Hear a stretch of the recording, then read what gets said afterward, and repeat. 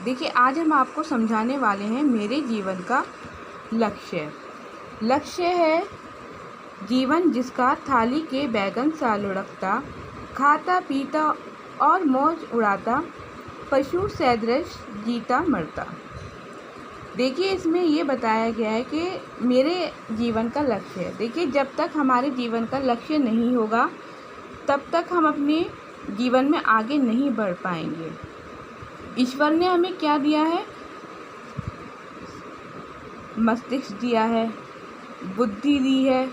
ये इन दोनों के कारण हम क्या हैं? संसार में प्राणियों से पृथक हैं, सर्वोच्च स्थान पर हैं, जिसके कारण हम अपने मन एवं मस्तिष्क में तालमेल रखने के कारण हम सोच सकते हैं, जो अब चल रहा है वास्तविकता में भेद कर सकते हैं। लेकिन कभी कभी मन के मस्तिष्क पर हावी होने पर उसमें इच्छाओं आकांक्षाओं का जन्म होता है। वही आकांक्षाएं उसके जीवन के भविष्य का निर्धारण करती हैं और हमें लक्ष्य के लेकर चलने को प्रेरित करती हैं। लक्ष्य लेकर चलना जीवन का सफलता का लक्षण है। देखिए, जब हम लक्ष्य को लेकर चलेंगे तभी हम अपने जीवन में सफल हो पाएंगे, क्योंकि जिनका लक्ष्य नहीं जीवन में ऐसे वो खो जाते हैं जैसे लाख हजारों पत्ते पानी में बह जाते हैं। देखिए, इन लाइनों का मतलब आप सही से अर्थ समझेंगे तो अच्छा रहेगा। जिनका लक्ष्य नहीं होता है जीवन में, वो क्या है? वो खो जाते हैं। और जैसे हजारों पत्ते आपने देखा होगा पेड़ के झड़ते हैं, उनकी कोई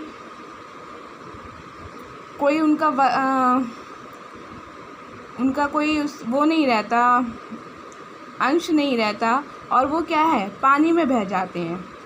ये जो पत्ते होते हैं ये सारहीन है, इनका कोई वो ही नहीं है, पानी में बह जाता है। ठीक उसी तरह हमें अपने जीवन के लक्ष्य को लेकर चलना है। कवि की जो ये पंक्तियाँ हैं ये एकदम सच हैं, क्योंकि लक्ष्यहीन जीवन निरर्थक है, बेकार है हमारा जीवन जब तक हमारा लक्ष्य न होगा। एक बार मनुष्य अपना लक्ष्य निर्धारित कर लेता है, जब हम अपने जीवन का लक्ष्य बना लेंगे तो उसे पूर्ण करने का भी प्रयत्न करेंगे, उसे पूरा करने का प्रयत्न करेंगे। साथ ही लक्ष्य निर्धारित करने से मनुष्य योजनाबद्ध तरीके से कार्य करता है। जब हम अपना लक्ष्य निर्धारित कर लेते हैं तो क्या है? उसे हम पूर्ण तरीके से करने का कार्य करते हैं।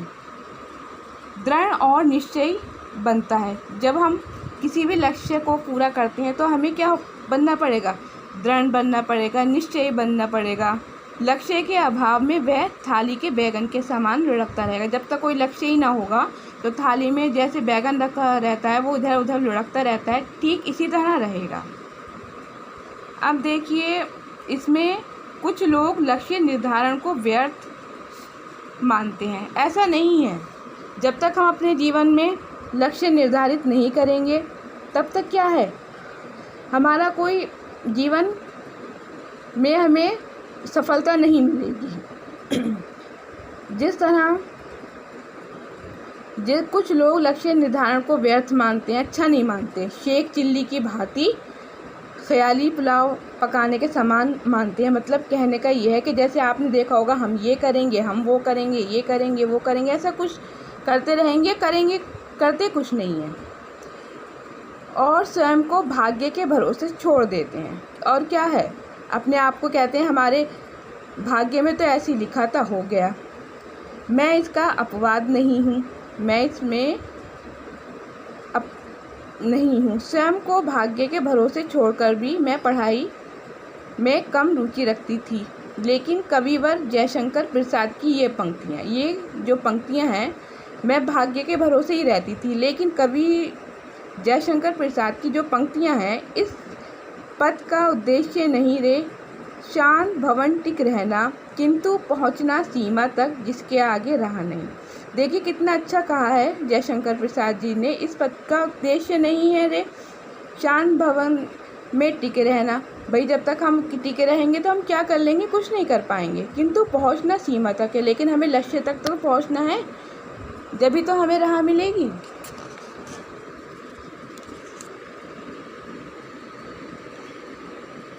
उसी दिन से मैंने अपने जीवन का लक्ष्य बना लिया और मुझे साहित्यकार बनना है ताकि मैं अपनी लेखनी के द्वारा राष्ट्र की सेवा कर सकूं।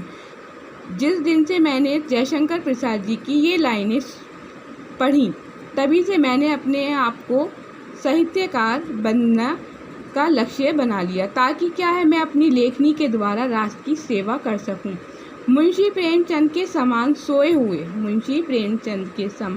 हुए लोगों की आत्मा को जगा सकूं।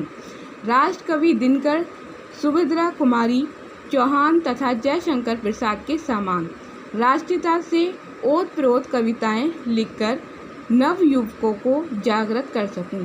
जिस तरह से मुंशी प्रेमचंद ने सोए हुए लोगों की आत्मा को जगा दिया, उनको ज्ञान दिया।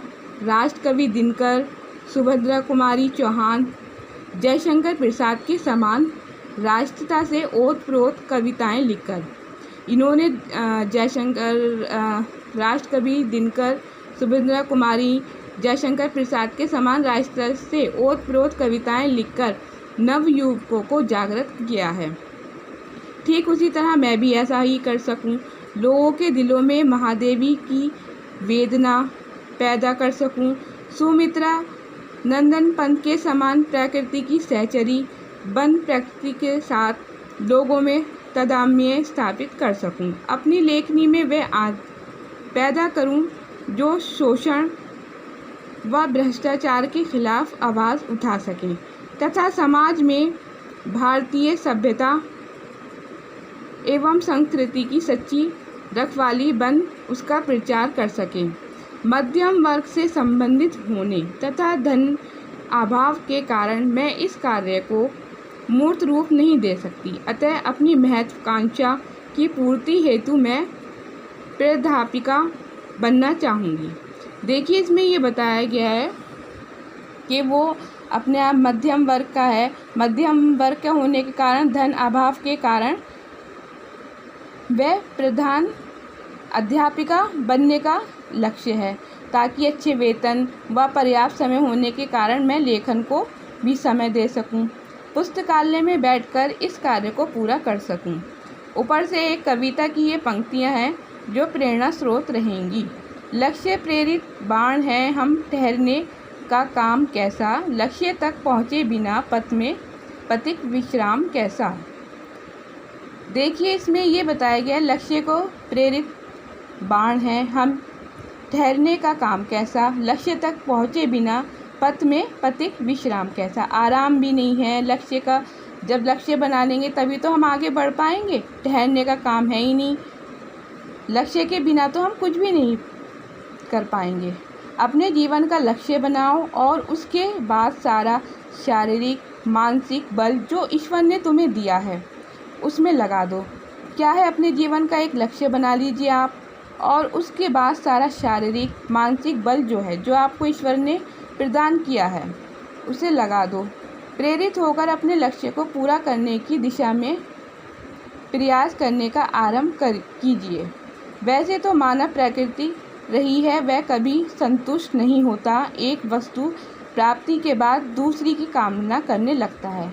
फिर भी ईश्वर की कृपा एवं गुरुजनों का आशीर्वाद से मैं अपने इस लक्ष्य को प्राप्त कर सकूं, मुझे ऐसा विश्वास है।